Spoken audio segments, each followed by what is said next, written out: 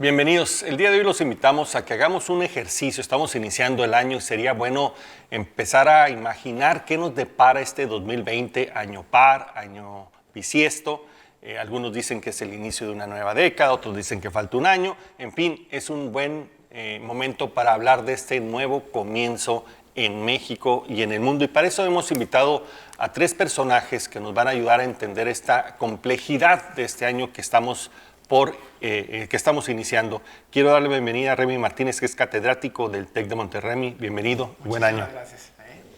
También a Joel Espejel, que es catedrático de la Universidad de Sonora. Joel, bienvenido, buen año. Muchas gracias por la invitación, Marco, y feliz año a todos. Encantado de tener por aquí. Heriberto Tapia, director general de TM Reporte. Heriberto, bienvenido. Muchas gracias, feliz año a todos. Gracias.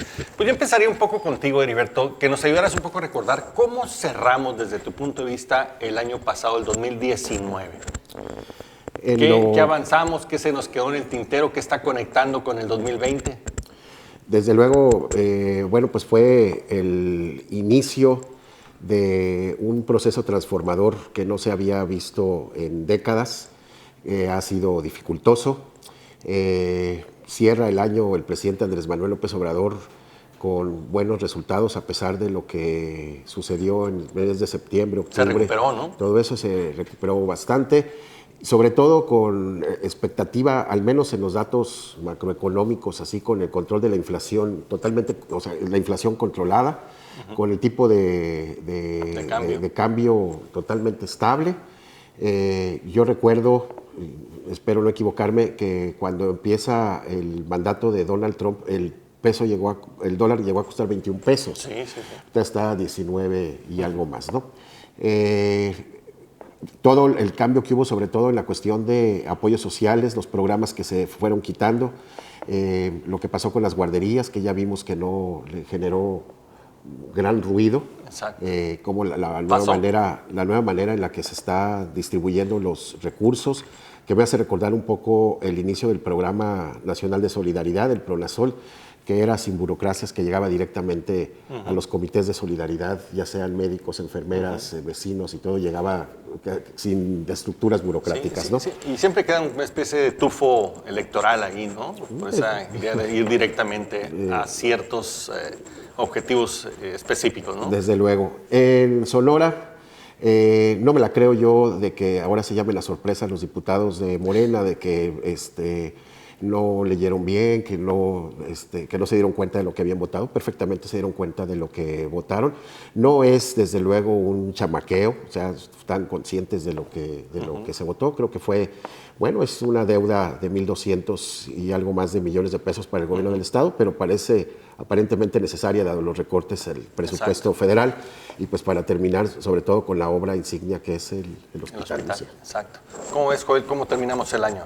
Pues hacemos un balance rapidito. Se ha concentrado el gobierno federal en la estabilidad macroeconómica, como ya lo comentó Heriberto, donde entra prácticamente estabilizar la moneda a través de bajar la tasa de interés, que esto es muy importante recalcarlo, para que no se vayan los capitales que están invertidos aquí en México a otras latitudes. Entonces eso logró una apreciación del 4% del peso mexicano con respecto al dólar americano, una inflación baja, la última quincena registrada por INEGI de 2.63%, va a cerrar alrededor del 3% anualizada.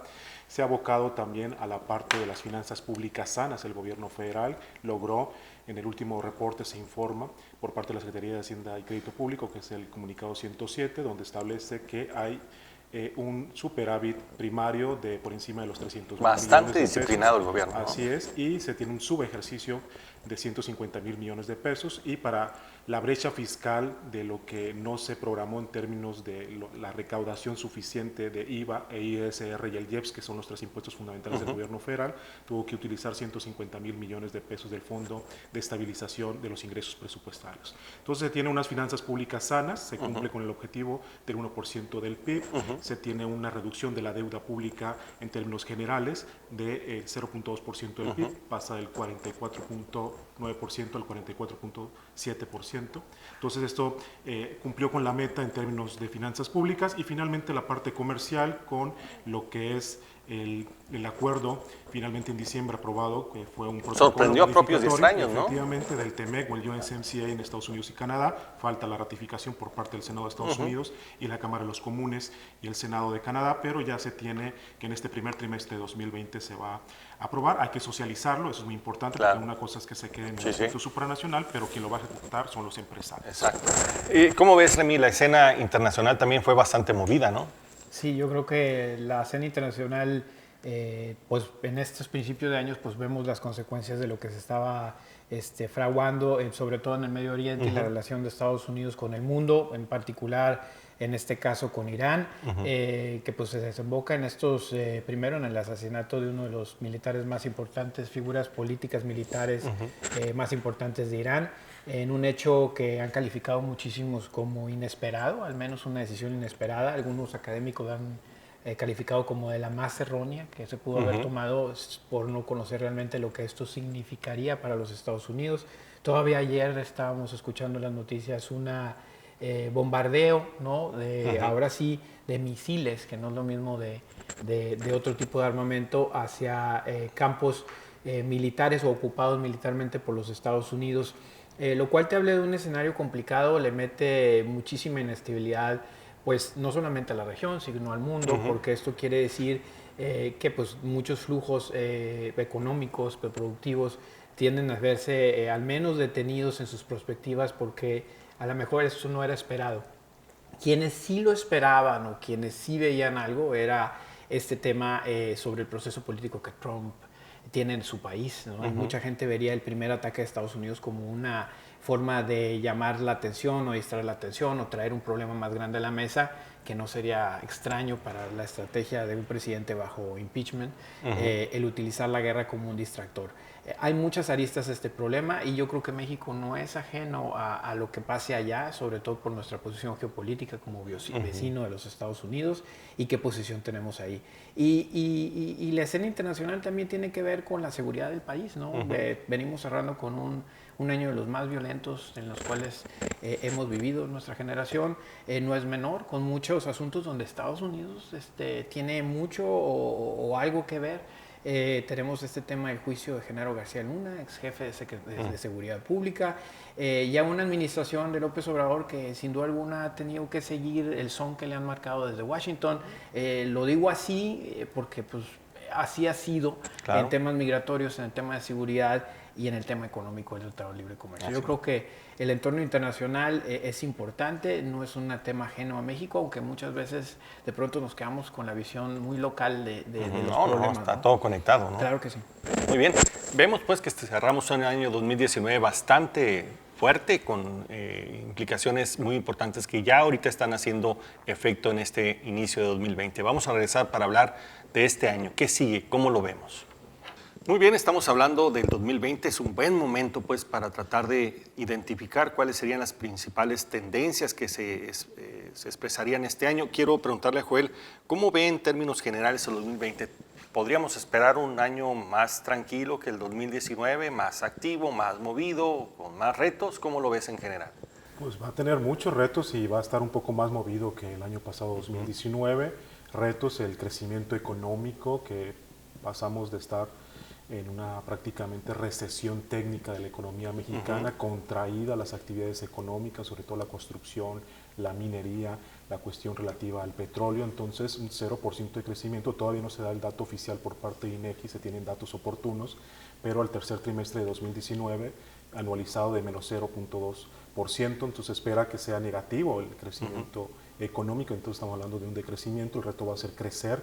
El Banco de México estima una banda de 0.8 a 1.8 de crecimiento y la última encuesta que se le hace a los expertos de Banco de México es en promedio de 1.07%. Entonces, ese es el reto, crecer, tiene que hacer algunos ajustes a la política económica, fiscal y monetaria.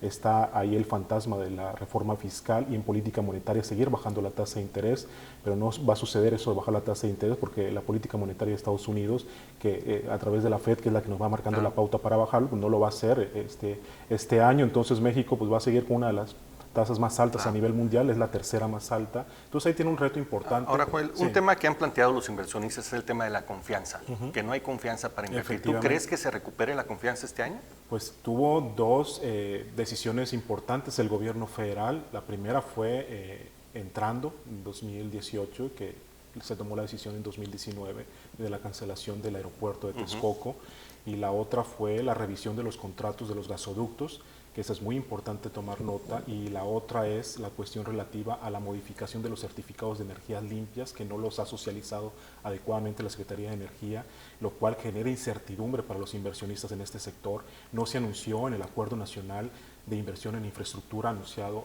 en diciembre del año pasado. Se espera que después del 15 de enero se anuncie la segunda parte donde viene el tema energético, porque se tiene que generar certidumbre, sobre todo la extracción de petróleo en aguas profundas y la extracción de petróleo de esquisto a través de la técnica fracking, pero están canceladas actualmente lo que son las rondas, las subastas de energía eléctrica también están canceladas y no se ha clarificado los certificados de energías limpias. Entonces ahí es un aspecto donde se tiene que clarificar muy bien por parte del gobierno federal, es algo que se tiene pendiente y es algo que se tiene que anunciar urgentemente para poder recuperar la confianza hacia los inversionistas tanto nacionales como extranjeros. Los mercados son muy tercos y necesitan ver Efectivamente.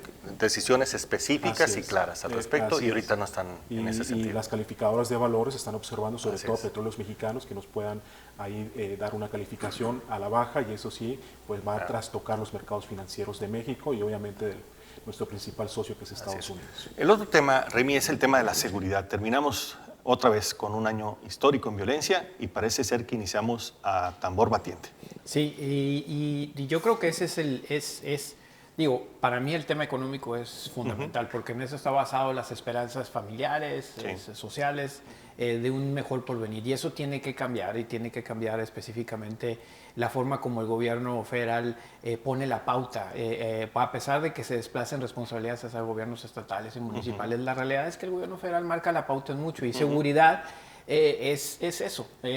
Estamos hablando de un incremento de la violencia, que la mayor parte de esta viene y está vinculada al crimen organizado, y a dinámicas que no tienen tampoco totalmente que ver con falta de desarrollo económico o social. Lo que estamos viendo son incrementos de violencia por rutas, por espacios, grupos de poder que se están peleando entre ellos y que están dejando Ahora vemos un crimen desorganizado, ¿no?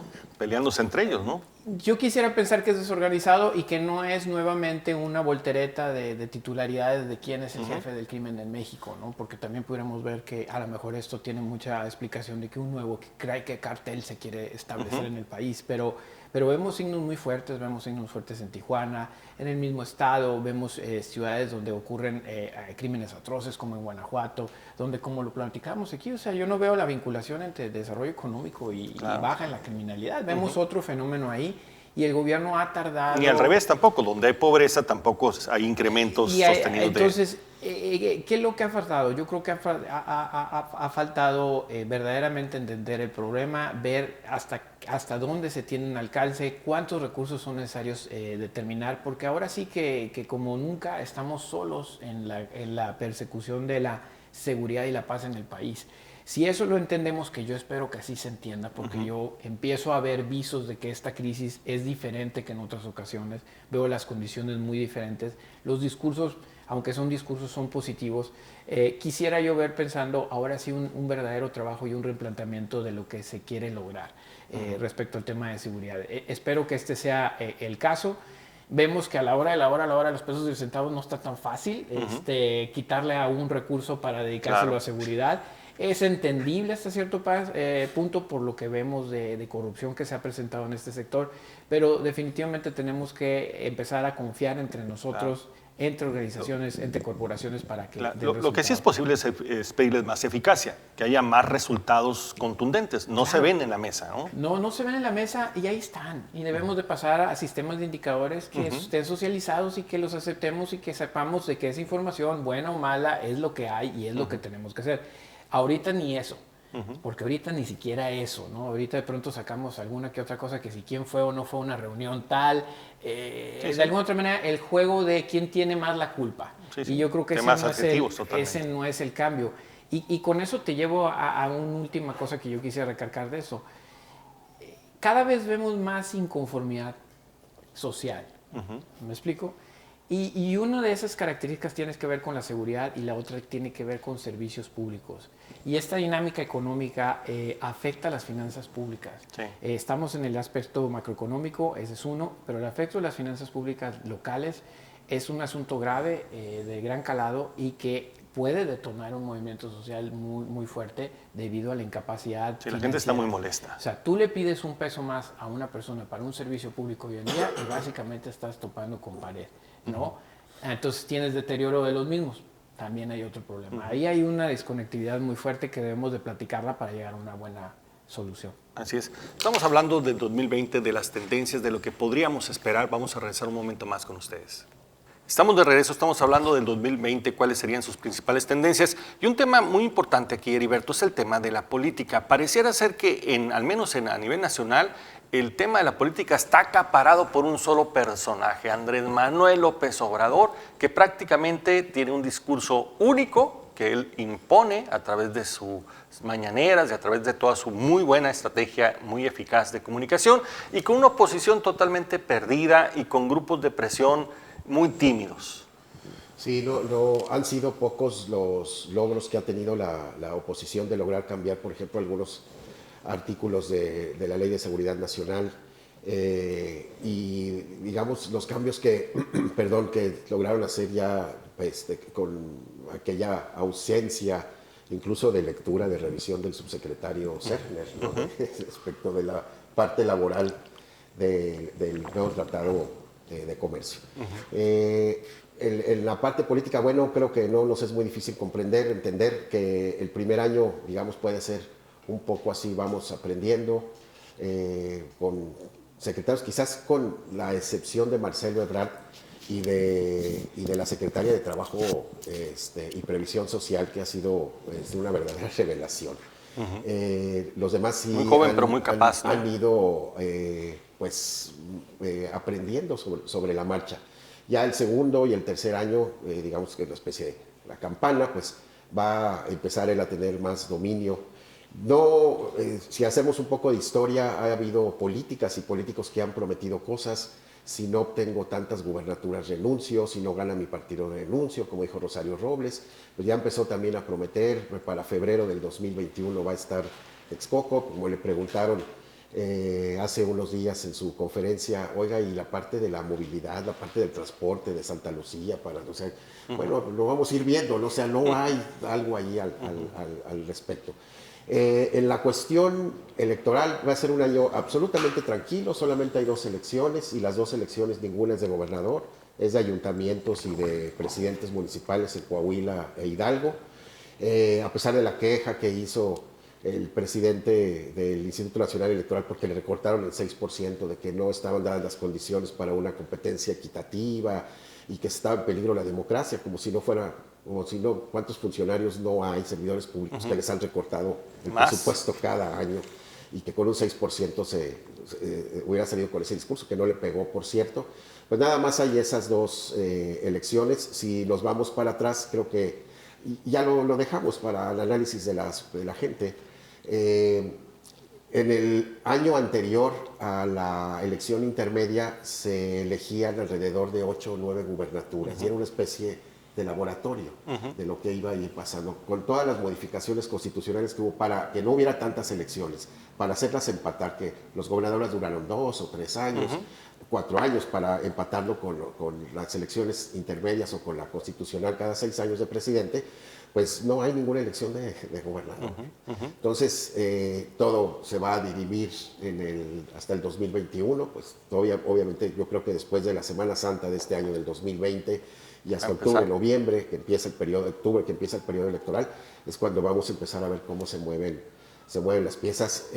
Morena, un partido que ha sido evidenciado, que no, obviamente por sus tribus y todo, que no logró otra vez hacer un proceso interno limpio. Se le ha complicado. Se les ha complicado las amenazas de Andrés Manuel López Obrador pues él hizo ese partido como un movimiento para llegar a la presidencia, ya llegó, ya el partido ahorita están aparentemente en manos de otras personas, pero no hay grandes así, como que la verdad es que todo depende en este año, repito que solamente hay esos dos tipos de elecciones pequeñas, como que sí todo está dependiendo de lo que se logra en seguridad y lo que se logra en economía. Así son los dos grandes factores. Apenas van a empezar a sentarse las bases de lo que... Y en la parte política no se ve que los partidos de oposición puedan tomar un protagonismo mayor o puedan convertirse en un contrapeso con el presidente, ¿no? Los dos partidos viejos, tradicionales, el PAN y el PRI, sus presidentes están perdidos. El presidente del PRI, ocupando el poco tiempo que tiene de prerrogativa para anunciar la plataforma de su partido, posicionamiento sobre grandes temas que hay, lo que está haciendo es lucir él. Claro. ¿No? Los dos spots que el PRI ha lanzado, el que sale el protagonista del spot no es la crítica, no son las propuestas, no es una ideología, no es un posicionamiento, sino la personalidad del presidente. Y por el lado, y la verdad es que sí, son muy pocos, escasísimos los logros que han tenido como oposición, no está homogeneizada, no han hecho un bloque, entonces sí ha sido difícil. Claro. Ahora, Remy, el otro gran tema va a ser el proceso electoral presidencial en los Estados Unidos, ¿no? Y eso pues nos va a impactar de forma importante, ¿no? Somos nosotros como me cuesta mucho decirlo y no me gusta, pero somos como la pelota, ¿no? Que patean de uno y otro bando y donde nos va como en feria, ¿no? El villano favorito. Sí, pues bueno, contestando eso, la realidad es que la construcción de la idea de México en los Estados Unidos, según diversas encuestas, no es muy positiva y no es de ahorita, tiene algunos años. Precisamente después de la aprobación del Tratado de Libre Comercio, que se empiezan a hacer mediciones, hay una erosión muy importante de la imagen de México en los Estados Unidos frente al estadounidense común y corriente, agravada precisamente por videos, películas, narrativas que tienen que ver precisamente con lo que vivimos en México, que es el crimen, la corrupción, la pobreza, que está en la mente de los norteamericanos cuando piensan en... Súmale Genaro García Luna y demás, pues sí. Chapo. En Estados Unidos no ven a México como un estado industrial, un gobierno industrial o un aliado militar o un buen amigo poderoso, sino ese amigo a lo mejor con una cultura interesante, pero sin duda alguna con muchos problemas en casa. Entonces, México se ha vuelto, como Trump lo hizo exitosamente, un punto de referencia importante para un tipo de público que tiene mucho pues, inconveniente con el tema migratorio, ¿no? Principalmente con el tema de identidad social, y que la propuesta del muro fronterizo aquella ocasión pues generó muchísima rispidez con nuestro país, pero que al mismo tiempo resultó importante. Luego tenemos la discusión del Tratado de Libre Comercio, que como pudimos ver no es fácil. Primero los demócratas pusieron muchos obstáculos para que esto pudiera ocurrir así como Trump. Y ahora en el Senado se van a tomar su tiempo para discutir, lo que no es otra cosa más que un Tratado de Libre Comercio con México. Nadie políticamente lo quiere tocar realmente, no es un punto favorable. Quizá un triunfo para Trump, porque Trump dice que es algo para ganar, pero realmente no. De hecho, dentro de las victorias geopolíticas de Estados Unidos, una de ellas es haber hecho que México tomara posición que puso frente a la migración y precisamente lo que lograron en negociación con libre comercio. Entonces, estamos ahí. ¿A qué vamos? A un proceso que se va a empezar ya a decantar con las primarias demócratas. Hay dos lados muy fuertes, uno que es, vamos a decir, moderado, que es Joe Biden y Pete Buttigieg, que son los candidatos que están en el centro político, y los grandes progresistas que a lo mejor hemos escuchado más, que es Bernie Sanders, Elizabeth Warren y Alejandro Ocasio-Cortez, que no es candidata a presidenta, pero pues es una figura muy importante, que son figuras algunos mayores de edad, otros más jóvenes, pero que representan algo importante. El gran reto para vencer a Donald Trump es que el Partido Demócrata salga unido de esta división. Alejandro Ocasio decía algo, el Partido Demócrata se ha vuelto una carpa demasiado grande. A lo mejor Joe Biden y yo no deberíamos de estar en el mismo partido en otro país, para que sepan de lo que estamos hablando. Y eso pudiera ser la semilla de una candidatura debilitada en caso de que fuera uno o el otro, donde el Partido Demócrata verdaderamente no se decidiera a ir con todo. Creo que Trump tiene posibilidades de reelegirse porque un electorado muy progresista, muy abierto, no necesariamente pareciera que convencería a independientes en los Estados Unidos, sobre todo por el tema de bonanza económica, así le llamaría así, la baja de los impuestos, súper importante, y pues los temas de guerra, sin duda alguna, hoy en día son divisorios, pero no dejan de ser un punto de unidad nacional. va a ser interesante. Sigamos la elección intermedia. Los demócratas. Ya no platico la de México, me dejaste con ganas de platicar de eso, pero en Estados Unidos eso es lo que debemos de poner atención, pensando que en una plataforma demócrata regresaría la normalidad política internacional. Esa es la hipótesis que tenemos, suponiendo que los demócratas ganaran la complicada, pero esa sería la mejor salida para México, ¿no? Así es. Muy bien, estamos hablando sobre el 2020, vamos a regresar en unos minutos más para continuar con ella. Muy bien, estamos de regreso, estamos hablando del 2020, ya hablamos un poco de cómo cerró el año pasado, cómo es la escena internacional en términos muy generales, también hablamos de economía, de seguridad. Ahora quisiéramos bajar un poco Sonora, Joel. ¿Cómo ves tú el caso de Sonora? Aparentemente, pues, la negociación del Tratado de Libre Comercio, aunque todavía falta su aprobación, etcétera, pues crea condiciones de confianza, al menos en esta zona que están perfectamente conectados pues, a estos circuitos de exportación. Se habla de esta mina de litio y de pronto pareciera ser que a Sonora le pudiera ir mejor en la parte económica. Efectivamente, porque el año pasado, 2019, no se tuvieron buenas expectativas de crecimiento. Lleva 4 prácticamente trimestres por debajo de 0.5%. Una recesión técnica también, hay que decirlo, en el estado de Sonora, reflejo de lo que está sucediendo a nivel nacional, dado que la minería no ha dado de sí, el sector de las manufacturas también se ha estado frenando, a la espera de que se tenga mejores reglas del juego con la firma ya y ratificación del TEMEC por parte de la región de América del Norte, pero no se ve así cuál es la estrategia, por decirlo de una forma clara, por parte del gobierno del Estado. Lo que sí veo es una estrategia como la política energética del estado de Sonora, donde le está apostando a la construcción de los parques solares y la construcción de 2 gasoductos, como dejando las bases para la atracción de inversión extranjera directa. Y por ahí también la lucecita del turismo, ¿no? Como que quiere impulsar también el tema del turismo, ¿no? Tiene también ahí una alternativa, pero hemos visto que todavía no se planifica muy bien a nivel nacional lo que es la política turística. Es algo que también desde los estados y de los municipios debe haber una mayor coordinación, debe haber más vínculos entre lo que es el gobierno del estado y los municipios para poder potencializar el turismo, pero sabemos que la minería y el sector de la manufactura, específicamente Planta Ford, son los que se llevan aproximadamente el 50% del Producto Interno Bruto estatal. Entonces, si cae la minería y se ajusta la producción de Ford con las empresas satélites que tiene, pues eso implica que se caiga la economía sonorense. Entonces, se tiene que diversificar más. Está diversificada, pero la cuestión es que está nada más en 2 aspectos, que es la minería y Planta Ford. Entonces, ahora le está apostando a otras cuestiones de atracción de inversión extranjera directa, pero para los rubros de innovación, de ciencia y tecnología, como es el caso de los parques solares y los gasoductos, y no se ha culminado esta obra que sería importante poner mucha atención en ella, lo que es el PIAT, el Parque de Innovación y Alta Tecnología, el cual se sentaron nada más las bases, pero debe de terminarse. Algo falta para empujarlo, ¿no? Efectivamente, Impulsor dejó la obra así como en pausa,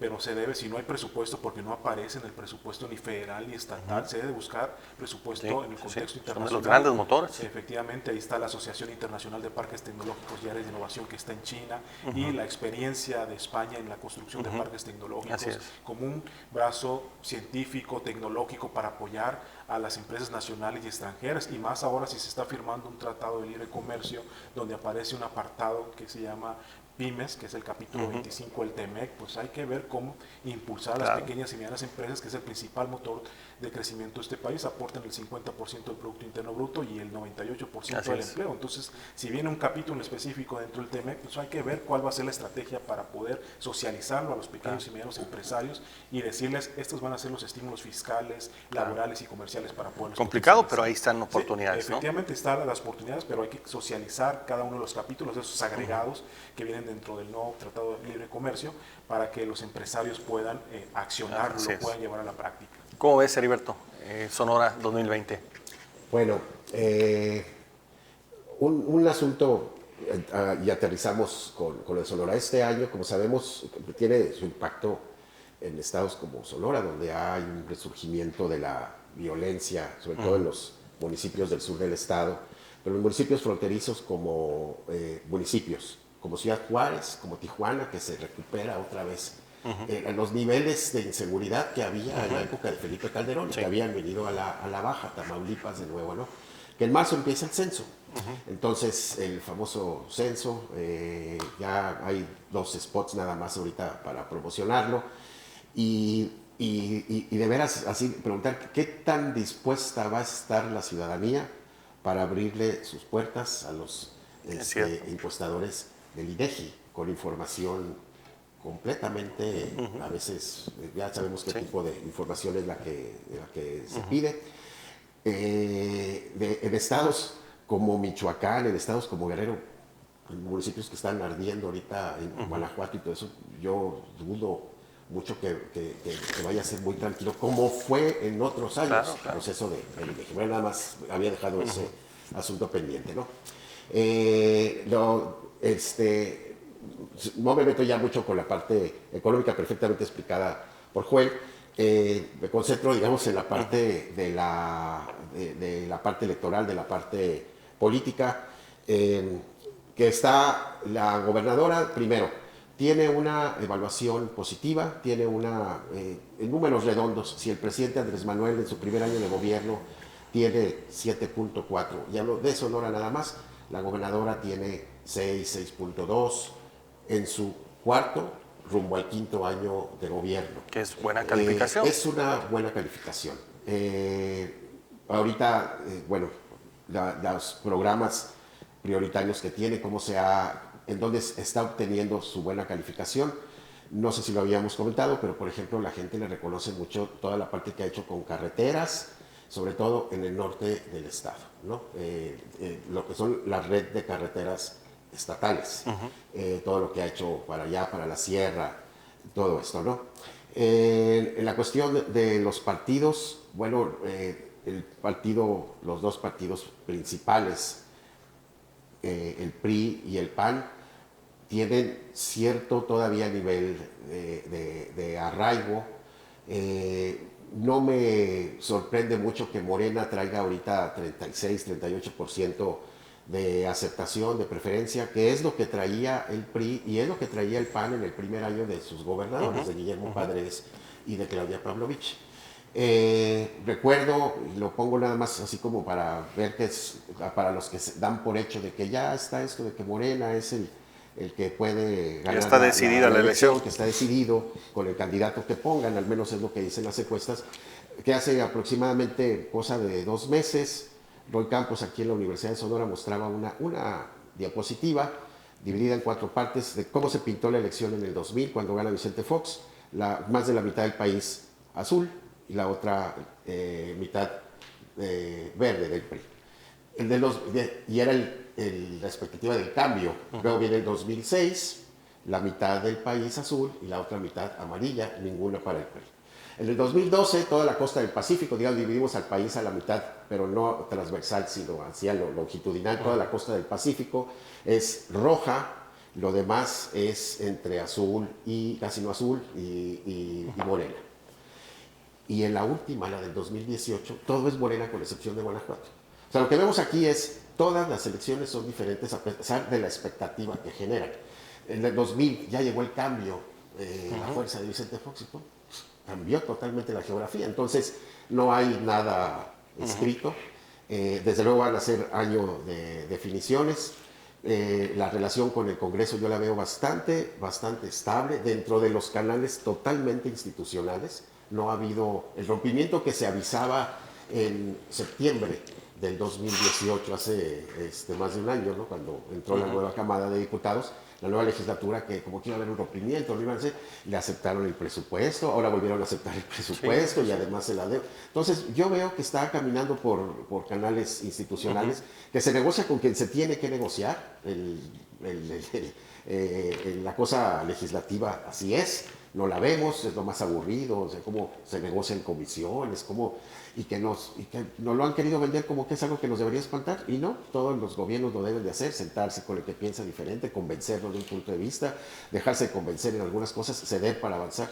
Entonces yo creo que va en ese canal, y pues desde luego preparando Morena, el PAN y el PRI y los partidos, los independientes y el Movimiento Ciudadano, pues preparando a quienes va a ser no nada más su candidato a la gubernatura, sino que tienen que ver quiénes van a ser sus personajes en los 10 principales municipios. Van a faltarles, en los 8 ¿no? principales municipios ahorita, si no es que los 10 son de Morena. Se buscan candidatos, ¿no? Se buscan candidatos. Así es. ¿Cómo ves, Remy? Bueno, yo veo un Sonora en movimiento y yo creo que si me hablaras institucionalmente, la palabra para mí es gobernabilidad. Yo creo que este año es un año que precisamente el reto de gobernabilidad es importante, sobre todo porque, como bien lo mencionas, se viene un proceso electoral con muchos incentivos a participar, a opinar, a accionar cierto tipo de cosas y tiene que haber muchísimo diálogo, muchísimas mesas que fortalezcan las instituciones sonorenses para que puedan avanzar, tanto las partes que tienen que ver con el diálogo con sectores productivos y privados, como los mismos públicos, académicos. Tiene que hacer un especial énfasis en hacer entender cuáles son los objetivos, tanto de las obras que se vayan a concluir de esta administración, como el entendimiento y creo que una discusión oportuna respecto a los retos de finanzas públicas que tienen los municipios y los estados. Tenemos que empezar temprano para poder llegar probablemente en noviembre con respuestas claras y con una discusión mucho más asentada en las necesidades y no en las conveniencias políticas, porque también eso puede eclipsar el crecimiento del Estado, sin duda alguna. Entonces, para mí la palabra es gobernabilidad. Y yo le atinaría también a que podamos construir juntos una sociedad mucho más comunicada, mucho más participativa, asertiva, en términos de lo que nos toque a nosotros hacer. Este país que tenemos en este momento requiere de mucha comprensión, ¿no? Y sobre todo también de mucho optimismo y esperanza hacia adelante, porque también eso también tenemos que aquilatarnos. Sonora está en movimiento, los sonorenses están en movimiento, niños, jóvenes, mujeres, hombres salen a trabajar, a estudiar todos los días y ellos merecen respuestas de toda la sociedad en su conjunto. Entonces, para mí esa es la palabra. Gobernabilidad es una de las que tenemos que cuidar este año y esas se construyen en base a diálogo y acción. Exacto. ¿No? Que se conviertan verdaderamente Respuestas. en algo, en una verdadera respuesta. Muy bien. Pues muchas gracias, Remy, por Gracias. tu participación. Gracias, Joel. Gracias, Heriberto. Aquí los esperamos en la próxima edición.